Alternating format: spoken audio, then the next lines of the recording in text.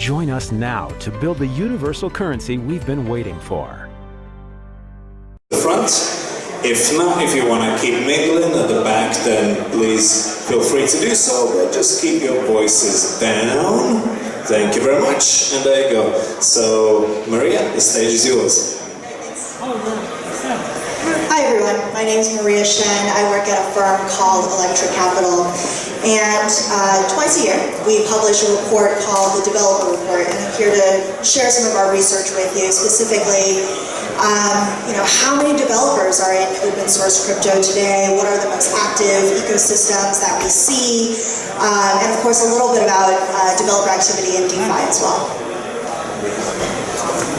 So first of all, what is Electric Capital? We are a digital asset firm based in Palo Alto. We invest in programmable money and blockchain applications. We've been around for about a year, and we're unique in two ways. So first of all, our founders are made up of entrepreneurs and experienced investors. So together, the founding team has started and sold 5 companies. They've been executives at Facebook, Google, Twitter.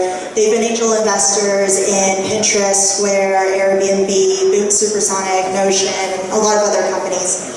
And the second way that we're really unique is that we're very technical. So we run nodes, we compile code, we write software to inspect the blockchain, we create our own infrastructure, and of course we look at developer ecosystems in crypto.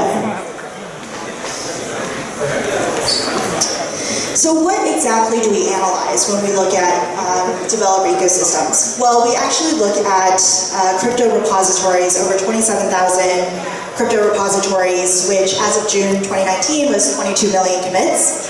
And we perform deep analysis in order to look at 2 things. On a high level, how many crypto developers are there in an open source crypto? And second of all, what are they doing? How do they act? And where are they really congregating today? And of course, I have to say that there is a massive caveat, which is that we're really undercounting the number of developers in the ecosystem because we only look at open source. This means that stuff like exchanges, enterprise chains, a lot of stuff that's happening that's really exciting in crypto today are closed source, and unfortunately we don't look at that, but we do look at a lot of stuff that people care about. Stuff like Ethereum, Bitcoin, a lot of really good open source projects that were here today and have spoken here today as well. So we'll take a look at that during this presentation. First of all, I'm going to say the word developers a lot. I used to work at Microsoft, and this is what Steve Ballmer is really like at company meetings. I mean, might even be like an understatement of what he's like at company meetings. But why are developers important? Why do we care about what developers are doing? Why do we even measure activity? So we believe that where developers are congregating is where value is going to be created and accrued. A lot of people believe similar things. So if you want something like security on blockchain, if you want applications that are really cool that people are going to use, developers need to build those things. A lot of people believe similarly. So Chris Dixon, for example, has famously said that what developers are working on the weekends is what everyone else is going to be working on during the weekdays in 10 years. So while a lot of people really care about developers, there's unfortunately not a lot of good data around developer activity, especially aggregated data around developer activity, and that's really the gap that we're trying to close with our research. So first of all, developers are really excited about blockchain. Stack Overflow did a survey recently, and 70% of developers are really optimistic about how useful blockchain can be. And looking at our internal data, so this is tracking monthly active developers since January 2010. Developers are flocking to crypto and blockchain, and you can really see that. Again, this is only open source, massive undercounting of what's actually happening in the space. So this is very, very exciting. And I'll be sharing the developer activity data cut in 3 ways. So first overall, then by ecosystem, and then by category. Because this talk is going to be pretty short, I'm going to keep it pretty high level, present some highlights, but I actually really encourage you, if you like data, if you like charts, to look at our developer report. We have over 100 slides of charts, which some of you may find exciting, some of you may not. So, all right, so let's start with overall what's happening in the ecosystem. while we were compiling our report, we were really puzzled by one central thing that could not make sense of it, which is that during crypto winter, code commits across 27,000 repositories remained relatively flat. This is while prices fell 70–80%. But at first glance, open source crypto developers actually appear to be down. So if you compare monthly active developers June 2018 with June 2019, we lost about 1,000 developers. That's a big deal in crypto. So then why does developer count appear to be down? How is it possible that code activity remained relatively flat while developers left the ecosystem? So to answer that question, we looked at, we asked the question, how frequently do these developers actually contribute? So what we did was we created 3 buckets. We looked at developers that were contributed once a month, and then part-time, and then full-time. So full-time means that you contributed 10 or more days in a month. These are the developers that are really pushing things forward. They're working weeknights, they're working weekends. Part-time means that you're a hobbyist, you've definitely dropped in on a regular basis, but this is not what you're constantly doing. And then one time a month just means that you're crypto curious, you came in, you made a documentation change. And as you can really see from this curve, right? So there's a lot of one-time developers. And then there's a lot of part-time developers, and then we have this long tail of full-time developers, people who are really plugging away. So what's really fascinating here is that when we look at developer loss, so about 1,000 developers that left the ecosystem, 80% of that came from one-time and part-time developers. So this means that people who don't contribute very often left the ecosystem during crypto winter, again when prices really fell 70–80%, but people who contribute really regularly, the people who are really, really dedicated, they stayed. And looking at what the ecosystem has looked like since January 2019, full-time developers stayed flat. So that's the dark line in the middle. And then if you look at part-time developers and one-time developers, both of those fell. And even just zooming out to look at historical trends, full-time developers actually increased by 13%. Meanwhile, part-time developers fell by 18% and one-time developers fell by 30%. So that's really that really solved the central mystery of why commit volume has stayed very consistent when developers have decreased. And it's really because full-time developers contribute the most and they have actually grown in the past year. So now let's look at some of the most active ecosystems. And again, this is going to be super high level. I encourage you to look at the report, but let's just dig into some of the top 100 projects by network value. And specifically, we'll look at projects that have over 40 developers in their ecosystem. Now, an ecosystem is not just core protocol. It's also wallets. For something like Ethereum, it includes dApps. For all of the DeFi projects that spoke today, if they are open source, which I think most of them really were, that actually counts inside the Ethereum ecosystem as well. So, I think the most obvious thing here is that Ethereum has a lot of developers by a large margin. They have over 1,000 developers. And then the next biggest ecosystem is Bitcoin, which has 300. And anything that's not here, that's in the top 100, has fewer than 40 developers in their ecosystem. Now if we reshuffle that a little bit and then just look at who gained the most developers, who lost the most developers, it's really important to note here that we're looking at percentages, which as you know is a good metric, but it's also skewed by the absolute number. So Maker has gained the most developers. They gained 80% of developers. We're working with lower absolute numbers. And then Bitcoin Cash lost the most developers. Ethereum, which is somewhere in the middle, they gained 0.07. So for all intents and purposes, they stayed relatively flat. This is comparing the second half of 2018 with the first half of 2019.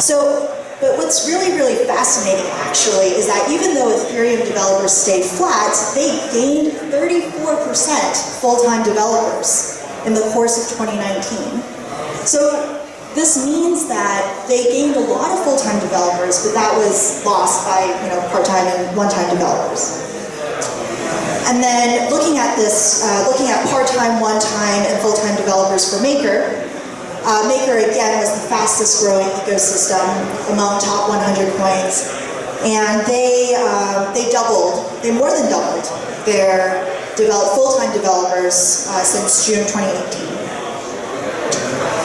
And a lot of projects actually, despite losing developers overall, gained full-time developers. So projects like Meterup, Basic Attention Token, they lost developers if you compare end of 2018 with beginning of 2019, but they actually gained full-time. So Bitcoin, Cardano, Meterup, Basic Attention Token, Stellar, Waves, Maker, IOTA, all of these projects within the top 100 gained full-time developers. And then let's look at category. So for this we looked at active ecosystems. So ecosystems that had one sustained developer for at least 6 months. That actually cut out a lot of projects. And just categorizing all of these projects, we categorize them by smart contract, application, infrastructure, money, and DeFi. So, just kind of looking at this chart over here, smart contract application has the highest number of developers, followed by infrastructure, followed by money, followed by DeFi. Smart contracts and application developers decline the most by raw numbers.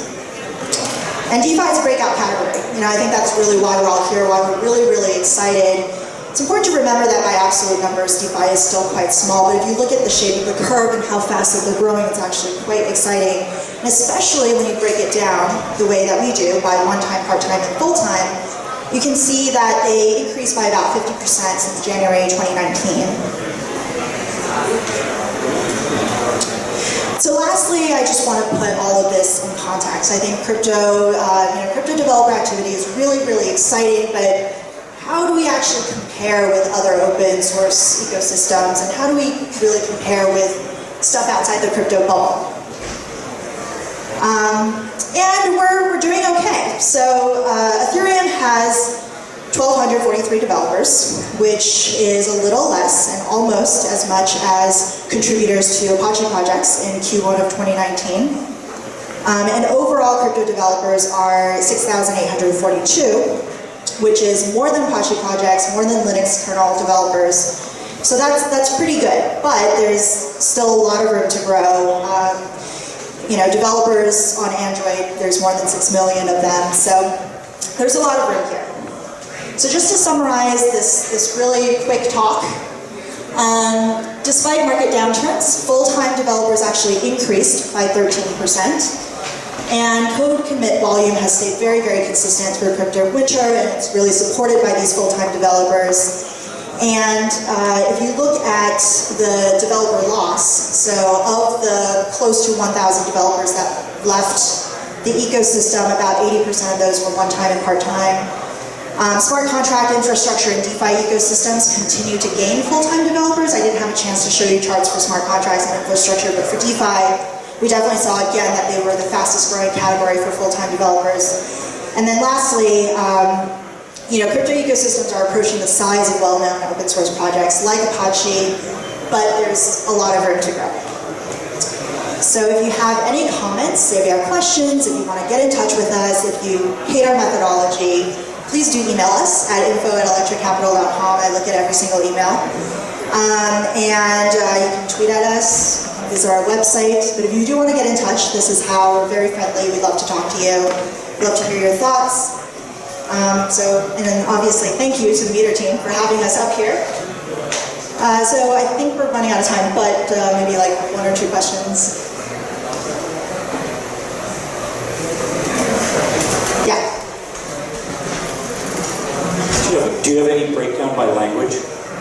That's a great question. We do. It didn't make it into the report. So we're actually going to be sharing that information soon. We have 2 different kinds of breakdowns. So one is breakdown by protocol language, and another is breakdown by smart contract language. So it's been really, really interesting to see that, so for something like smart contract language, right, Solidity is king. That's not unexpected. But you see a lot more activity in a lot of other languages as well. So it's been, and then on the protocol side, there's kind of the rise of Rust, and that's something that you can see as well in our charts. And we're really excited to start sharing that with you maybe as soon as I can get it together.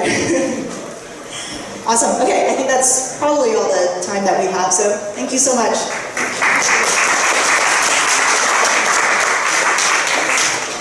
Thank you so much, Maria. Now, just closing remarks from Meterup.io. Yeah, thank you everyone for coming, and thank you for Maria and all the speakers.